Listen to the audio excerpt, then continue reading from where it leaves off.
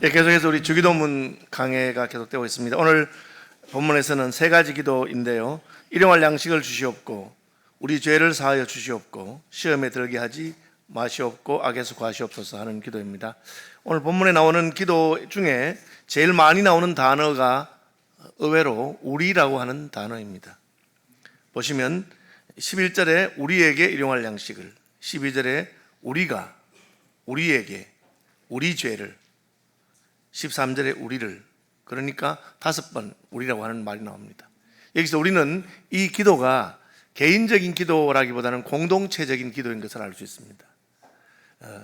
우리는 문화 자체가 공동체적인 그런 전통을 가지고 있기 때문에 자기 부인도 우리 집 사람이라고 하잖아요.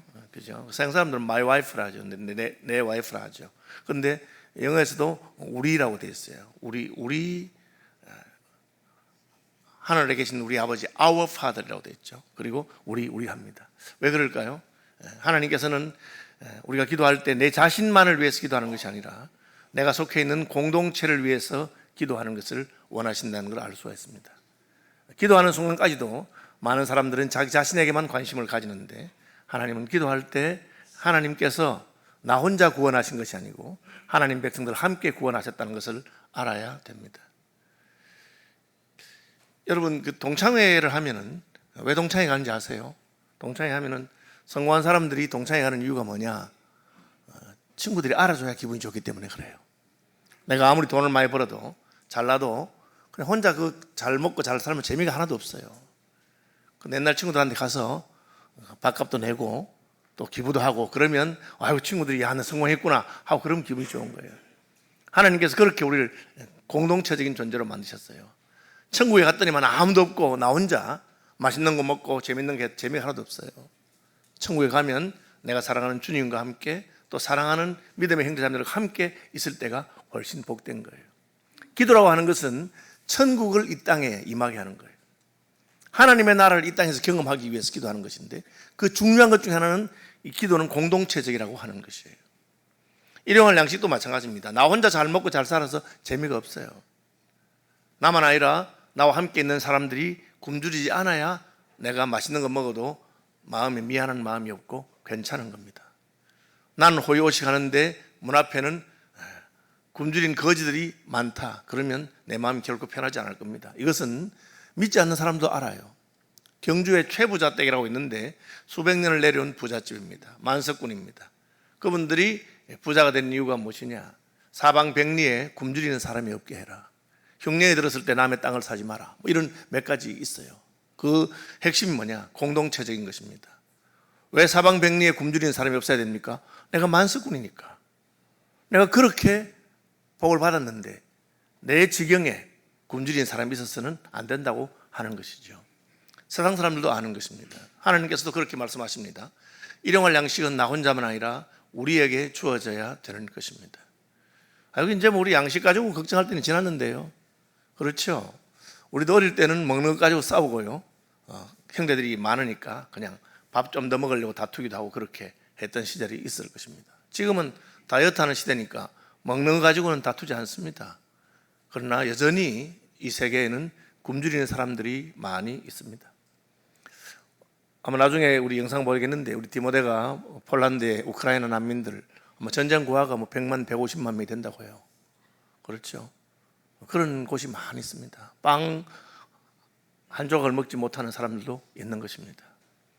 그래서 우리는 기도할 때는 내 자신을 위해서가 아니라 우리를 위해서 기도하는 것, 나와 함께 있는 이들의 평안과 또 양식을 위해서 같이 기도하는 것을 늘 기억해야 됩니다. 나만이 아니라 함께하는 자들을 위한 기도죠. 오늘 우리에게 일용할 양식을 달라. 오늘의 양식을 구했는데 저는 아니 한 10년치를 구하든지 한 달치를 구하지 왜 그렇게 했을까요? 여러분 혹시 나누어 먹어보신 적 있어요? 어릴 때 맛있는 걸 가지고 있으면 아껴 먹는다고 나누어서 먹습니다. 왜? 좀 더 오래 먹고 싶기 때문에 그렇죠. 하나님 앞에 일용할 양식을 구하는 것은 하나님 앞에 날마다 나가겠다는 뜻이 있습니다. 하나님도 우리에게 날마다 본다는 것이죠. 먹는 것이 별로 즐거운 일이 아니라면 그냥 알약 하나 먹으면 한 달 동안 안 먹어도 되는 그런 게 발명되면 얼마나 편할까. 먹는 것이 귀찮은, 먹는 것이 귀찮은 분들은 아마 그런 생각을 했을 것입니다. 근데 먹는 것이 즐겁고 식탁이 재밌는 사람들은 그래서 무슨 인생 사는 재미가 있겠느냐. 식사 시간에는 같이 먹고 먹는 즐거움과 대화하는 즐거움이 있어야 되는 것입니다. 하나님, 우리가 날마다 하나님 앞에 나가서 일용할 양식을 구하고 양식 때문이 아니라 양식을 주시는 하나님을 만나 뵙기를 원하고 계시는 것입니다. 그렇게 하신 이유는 무엇입니까? 영적인 세계에서도 우리는 어제의 은혜로 오늘을 살 수 없습니다. 오늘은 오늘에 일용할 은혜가 필요한 것이기 때문입니다. 제가 참 싫어하는 말 중에 하나가 젊을 때 예수 잘 믿었다는 말 전 참 싫어합니다. 그 말은 지금은 예수 잘 안 믿는 뜻이기 때문에 그렇습니다. 청년 시절에, 결혼하기 전에, 젊은 시절에 교회 열심히 다니고 예수 잘 믿은 게 무슨 소용이 있겠습니까? 오늘 예수 잘 믿어야 되기 때문에 저는 제가 좋아하는 말이 내 생애에 난 오늘 믿음이 제일 좋다. 그 말을 좋아합니다. 여러분 생에 오늘 여러분의 믿음이 가장 좋으시기를 바랍니다. 오늘보다 내일, 내일보다 모레. 왜? 내가 매일 십자가 앞에 더 가까이 가기 때문에, 내가 매일 주님 앞에 더 가까이 가기 때문에, 내가 매일 주님 앞에 일용할 양식을 구하면서 나의 먹고 사는 것이 내 자신에 있지 아니하고 하나님께 속해 있는 것을 믿기 때문에. 그럼 어떻게 됩니까? 우리는 점점 욕심이 없는 사람이 됩니다. 내 먹는 것을 내가 책임져 생각하면 어떻게든지 끌고 모아서 통장에 잔고가 넣어야지 안심하게 되는 것입니다. 내 가진 것이 아무것도 없어도 나는 하나님께 나아갈 수 있습니다. 아이들은 그렇습니다. 아이들은 자기 가진 것 아무것도 없어도 걱정하지 않습니다. 왜? 어머니가 계시기 때문에 그렇습니다. 아버지가 계시기 때문에 그렇습니다. 우리는 하늘에 우리의 아버지가 계십니다. 그래서 날마다 하나님 앞에 나아가는 것입니다. 이 기도의 배경을 제가 생각해 보니까 이 기도는 어떤 맥락에서 주어진 기도일까? 이 기도는 한 곳에 가만히 정착해서 사는 사람들의 기도라기보다는 나그네를 위한 기도라고 저는 생각이 들었습니다. 성경은 우리가 본향 천국을 향해서 가는 나그네입니다. 나그네 어떻게 합니까? 나그네는 짐이 가벼워야 됩니다. 이스라엘 백성들이 광야에서 40년 동안을 방황했는데 40년치 양식을 짊어지고 다닐 수는 없는 것 아니겠어요? 그럼 그들은 어떻게 40년 동안 먹고 살았을까요? 날마다 하늘에서 만나가 내리는 것입니다. 여러분, 여행하는 사람이 어떻게 짐을 많이 지고 갑니까? 그저 하루치 양식을 가져갈 수 있는 것입니다. 그리고 저녁이 되면 또 다른 곳에 가서 내일 여행을 위한 양식을 준비할 수 있겠죠. 그렇게 생각한다면 일용할 양식을 구하는 것은 난 오늘 하루를 하나님 앞에서 살고 내일 일은 내일이 염려하도록 하나님께서 책임져 주시는 그런 믿음의 길을 가는 사람들입니다. 좀 더 다른 방식으로 또 생각해보니 이 맥락이 전쟁과 관련되어 있다고 생각됩니다. 우리는 영적인 전쟁을 하는 사람들입니다. 하나님께서 이미 십자가에서 승리하셨지만 우리 남아있는 마귀의 세력들과 전투하고 있습니다. 여러분, 군인이 전쟁하러 갈 때 어떻게 합니까? 가능하면 몸을 가볍게 해야 됩니다. 그래야 작전 수행을 잘 할 수 있기 때문에 그렇죠. 군인이 무슨 한 달치 양식을 배낭에 짊어지고 전쟁하지 않습니다. 그 작전이 끝나면 다시 부대로 돌아와서 부대에서 보급을 새롭게 받는 것입니다. 우리 하나님의 군대요, 하나님이 시키신 일을 하는 사람들이기 때문에 하나님께 우리의 보급을 맡깁니다. 우리는 주님 시킨 일을 하면서 때를 따라서 하나님께서 도우실 것을 믿는 것이죠. 그것이야말로 바로 일용할 양식을 구하는 자세입니다. 날마다 만나가 내렸음에도 불구하고 어떤 사람들은 더 많은 것을 끌고 모아서 날마다 오는 것이 귀찮고 그냥 한꺼번에 여러 날분의 양식을 모으려고 한 사람들이 있습니다. 놀랍게도 그 다음 날이 되니까 그 양식은 냄새가 나고 썩어서 먹지 못하게 되었습니다. 왜 그렇게 하십니까? 하나님께서는 우리가 날마다 하나님 앞에 나아가기를 원하고 날마다 하나님의 도우심을 사모하는 자가 되기를 원하셨기 때문입니다. 이건 작고 사소한 것입니다. 그저 뭐 먹는 것 가지고 그럴까? 그러나 여러분, 하나님 앞에서 여러분의 작고 사소한 것을 응답받는 훈련을 하시기 바랍니다. 그 작고 사소한 것을 응답받아 볼 때 우리는 더 크고 놀라운 것을 구할 수 있는 사람이 되고 그리고 하나님과의 거리가 더 가까워지게 되는 것입니다. 저는 살아가면서 많은 기도 응답을 받았고 사소한 것도 응답받은 적이 많이 있습니다. 제가 영국 유학 갔다 왔을 때 한국에 있을 곳이 없어서 저희 처형 집에 한 달간 숙식을 한 적이 있습니다. 그러니까 어쨌든 가진 것도 없고 돈도 없으니까 그냥 처형이 차려준 대로 밥을 먹고 거기서 주는 방에서 자고 한 달쯤 되니까 미안한 마음이 생기고 하나님께 기도했습니다. 하나님, 제가 한 달간 이 집에 머물렀는데 하숙비를 좀 주시면 안 되겠느냐고 하나님께 그랬어요. 그런데 놀라운 일이 났습니다. 이제 그때가 IMF 때고 저희 처형은 그 목장을 하는 이제 젖소를 키우는 목장하는 분이셨는데 축협에 이제 적금 하나 들어놓으셨어요. 1년이 지나면은 이제 1,000만 원 하고 이자를 타는 뭐 적금인가 예금, 정기예금인가 그런 걸 했어요. 그래가지고 이제 적금 해약할 때가 예금 해약할 때가 내가 가서 예금 1,000만 원과 이자가 100만 원. 그 당시는 이자가 셌어요, 1년에.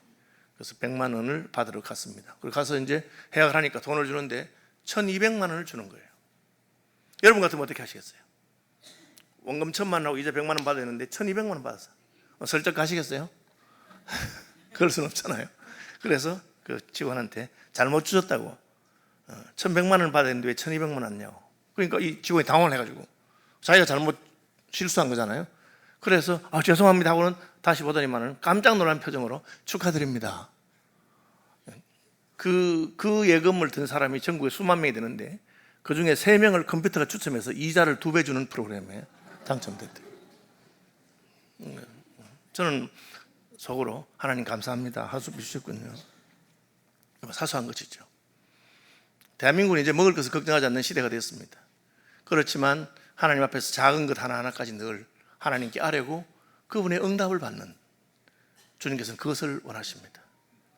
나는 뭐 밥 먹는 걸 가지고 내가 무슨 기도하겠어요. 나는 죽을 때까지 먹을 만큼 재산이 넘치고 우리 자손 3대가 먹고도 남아. 그렇게 자신만만한 사람들이 있습니다. 과연 그렇습니까? 여러분이 직접 농사를 지어서 직접 창고에 곡식을 넣어 두셨습니까? 아닙니다. 여러분, 우리는 어떤 일이 일어날지 모르는 세상에 살고 있습니다. 서울에서 조금만 가면 휴전선이 있고 북한에는 핵을 가진 사람들이 있습니다. 예수님께서는 자기 창고에 여러 해 쓸 양식을 가득히 채워넣은 부자가 내 영혼아 편안히 쉬고 먹고 마시고 즐거워하라, 그렇게 하는 자에게 그 양식이 자기의 것이 되지 않는다고 말했습니다. 여러분, 제가 직접 가본 건 아닌데 강남의 어느 룸살롱에 그 성경 구절 적어놨대요. 평안히 쉬고 먹고 마시고 즐거워하라. 누가복음 몇 장 몇 절. 들어간 사람들마다 야, 성경 말씀이 참 대단하다 이런 말씀도 있었나. 여러분, 그 다음 구절이 오늘 밤에 내가 내 영혼을 찾아갈 것이다. 그러면 내가 준비한 것도 내 것이 되지 않을 수 있습니다. 우리는 일용할 양식을 기도할 때마다 하나님께서 나를 먹이시는 것을 고백하고 나의 재산이 아무리 많아도 하나님께서 허락하지 않으면 내 입에 밥 한 톨도 들어갈 수 없다는 것을 아셔야 됩니다. 전 목사이기 때문에 신방을 많이 해보고, 그죠? 어떤 분들은 재산이 없어서가 아니라 몸이 음식을 받아들이지 않기 때문에 음식을 못 먹는 사람들도 있습니다. 그죠? 저희 교인들 가운데도 드디어 그냥 이렇게 음식을 소화시킬 수 없기 때문에 튜브를 넣어서 죽을 내야 되지 않느냐, 그렇게 하는 분도 계시고요. 그리고 돌아가실 때 되면 어떤 분들은 그냥 그야말로 닌겔로 연명하다가 돌아가시는 분들도 많이 있는 것입니다. 일용할 양식을 구하는 기도는 우리를 겸손하게 할 뿐 아니라 하나님 앞에서 하나님을 더욱 신뢰하게 하는 것이 있습니다. OMF 선교회를 창시했던 허슨 테일러 목사님께서는 하나님께서 우리를 책임지시는 분인 것을 고백했고, 그것을 페이스 미션이라는 방식으로 우리가 하나님 일을 하면 하나님이 때를 따라 우리에게 필요한 것을 공급하신다. 그리고 150년이 더 지났는데 1,500명의 모든 선교사님들이 지금도 하나님을 신뢰하고 하나님께 기도하면서 일용할 양식을 공급받는, 그분들은 사람에게 부탁하지 않습니다. 하나님께 나의 필요를 공급하시고 그리고 하나님께서 그것을 채워주시는 것을 경험하고 있는 것입니다. 저도 하나님께서 저의 필요를 공급하시는 것을 많이 경험하고 지금도 경험하고 평생 그렇게 살려고 하고, 저는 목사니까 우리 후배 목사들에게도 일용할 양식을 하나님이 주시는 것을 확실히 믿고 기도하고 그렇게 살면 좋겠다 가르치고 있습니다. 그것이 경험되어야만 교인들에게 헌금하라고 말할 수 있는 겁니다. 그렇지 않으면 내 앞길이 걱정이 돼서, 인생이 걱정이 돼서 어떻게 헌금할 수 있겠습니까? 제가 이제 개척할 때 초기에 저는 39살에 개척을 했습니다. 그때는 팔팔하니까 명절이 되면 교인들에게 담임 목사한테 선물 가져오지 말고 예수 믿지 않는 부모님이나 친척들에게 명절에는 가서 선물하고 전도하는 그런 기회를 삼아라. 나는 선물 필요 없다. 그렇게 가르쳤습니다. 진짜 우리 교인들은 목사님 말을 잘 들어서 아무도 선물을 가지고 안 온 기쁜 일이잖아요. 사실은 기쁜 일이잖아요. 그런데 섭섭하더라고. 여러분 지금은 괜찮습니다. 지금은 제가 큰 교회 목사이기 때문에 여러분 선물 하나도 안 가져와도 아무 문제가 없습니다. 가져와도 제가 누가 가져왔는지 잘 잊어버립니다. 그러니까 약발이 없으니까 안 가져도 됩니다. 그런데 제가 섭섭하니까 기도했죠. 하나님 이럴 수가 있습니까? 어떻게 한 명도 안 옵니까? 이러니까 하나님께서 네가 설교 시간에 그걸 가르쳐 놓고 왜 그러냐. 그래서 맞습니다 하나님, 감사합니다, 죄송합니다 그랬는데 제가 섭섭하니까 다른 교인들이 선물을 가져와요. 그런데 우리 교인들은 뭐 선물 가져오면 양말이나 뭐 손수건이나 가져오는데 다른 교인들은 산삼 아주 산삼도 먹어봤어요. 그 다음에 갈비짝 이런 거. 그래서 제가 울었습니다. 하나님 잘못했습니다. 제가 참 믿음이 약하고 제가 그런 사람이군요. 여러분 하나님께서 우리가 기도하면 필요한 것을 주시는 분이십니다. 그런데 우리의 필요를 하나님이 아시기 때문에 적절하게 주시는 것입니다. 도대체 일용할 양식이 얼마나 될까? 그것은 하나님이 아시죠.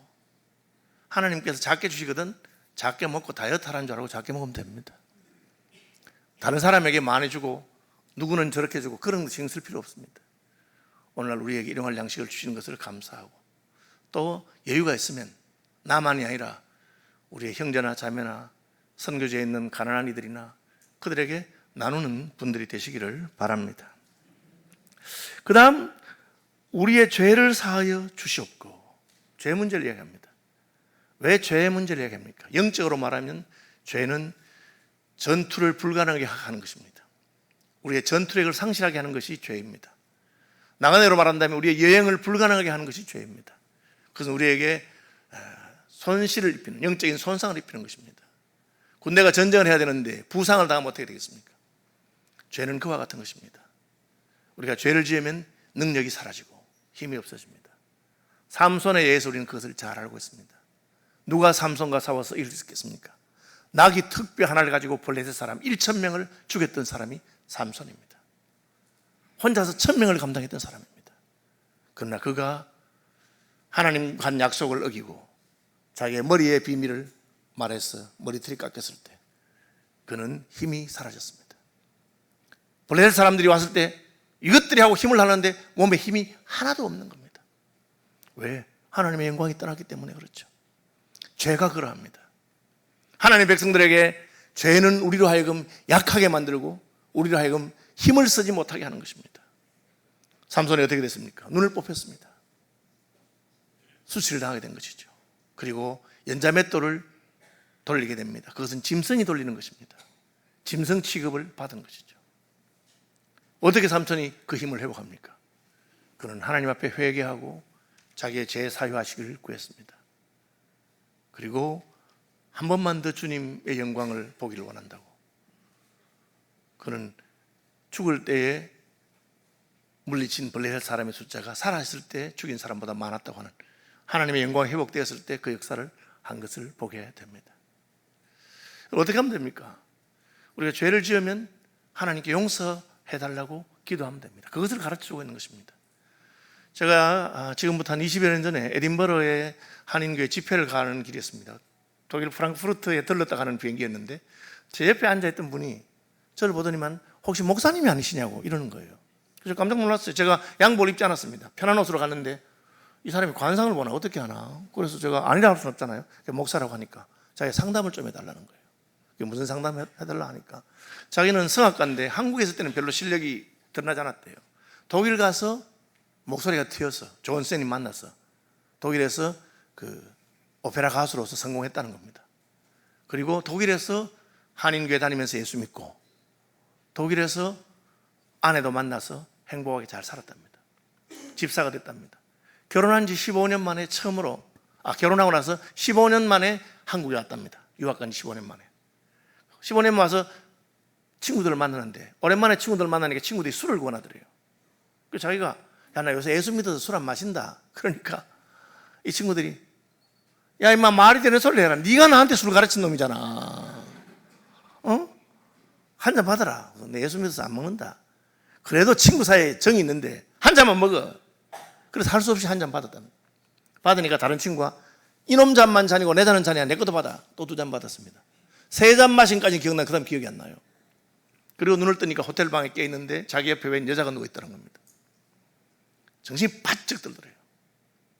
친구들이 딴에는 풀 서비스를 한 거야. 술 먹이고 아가씨까지 넣어준 거예요.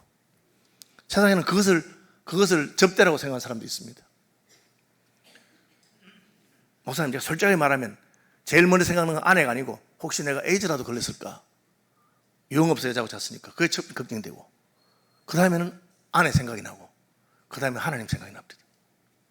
자기 어쩔 줄 모르겠다는 거예요. 그리고 뭐 그 뒤에 시간을 어떻게 가는지 모르고 그냥 지금 독일로 돌아가는 비행기인데, 목사님 저 어떻게 하면 좋겠어요? 어떻게 하면 좋겠습니까? 제가 잠깐 기도했죠. 하나님, 이럴 때는 어떻게 말하면 좋겠습니까? 그리고 하나님께서 제게 마음에 감동을 주신 대로 말했습니다. 인생은 죄를 짓고 하나님은 용서하신다. 그 제가 한 말입니다. 인생은 죄를 짓고 하나님 용서하신다. 잘못했다고 하세요. 하나님 옆에. 주님이 가르친 것이 그것입니다. 여러분, 죄를 지었으면 하나님에게 잘못했다고 하십시오. 그것이 죄를 용서받는 방식입니다. 하나님 실수했습니다. 그렇게 변명하지 마십시오. 그냥 하나님 잘못했습니다. 이날까지 내가 독일에서 성공하고 잘되고 교회에서 집사되고 한 것이 내가 열심히 한 줄 알았는데 한순간에 내가 이렇게 될 수 있군요. 내가 그런 존재인 것을 인정하고. 여러분, 하루아침에 무너진 사람들이 많이 있습니다. 그러나 거기서 끝이 아닙니다. 자백하면 됩니다. 하나님, 제 죄를 용서하여 주옵소서. 나는 죄인입니다. 그렇죠? 독일 가서 그분이 엽서를 보냈어요. 목사님 너무 감사하다고. 하나님께 자백했고 아내에게 고백하고 그리고 다시 회복되었다고 그렇게 말합니다. 하나님께서는 우리가 죄로 말미암아 좌절하고 넘어져서 다시 일어나지 못하기를 원하지 아니하십니다. 그래서 자기 아들을 보내셨고 우리 죄를 대신해서 십자가에 달리게 하셨습니다. 주님께서는 주기도를 가르치면서 우리 죄를 사하여 달라고 하나님께 기도하라고 가르칩니다. 근데 그 기도는 조건이 하나 붙어 있어요. 뭐라고 되어 있습니까? 우리가 우리에게 죄 지은 자를 사하여 준 것 같이. 여러분, 인생들이 죄를 지을 때 하나님께 죄를 짓기도 하고 사람들에게도 죄를 짓습니다. 하나님께만 사함받는 것이 아니고 사람과 사람 사이의 죄 문제도 해결이 되어야 합니다. 영화 밀양에 보면 살인한 사람이 난 하나님께 용서 받았으니 괜찮다. 그것은 잘못된 가르침입니다. 하나님에게 용서받았다 하더라도 사람에게 잘못한 것은 용서받아야 합니다. 사람에게만 용서받았다고 해서 하나님에게 용서받는 것은 아닙니다. 우리는 각각 사람에게는 사람에게 고백하고 손해를 끼친 것 있으면 갚아야 되고 그리고 하나님께도 고백을 해야 됩니다. 어쨌든 죄 문제가 있으면 그 공동체는 건강하지 못하고 죄 문제가 있으면 그 공동체는 힘이 없습니다. 하나님의 사람들이 죄를 그대로 가지고 있으면 그는 능력이 사라집니다. 어떻게 하면 됩니까? 고백하면 됩니다. 우리 죄를 사하여 달라고 고백하면 됩니다. 여러분, 빠르면 빠를수록 좋습니다. 아, 내가 잘못했구나. 아, 이것이 죄구나. 즉각적으로 고백하십시오. 하나님이 쓰시는 위대한 사람들은 즉각적으로 죄를 고백한 사람입니다. 다윗이 죄를 짓지 않아서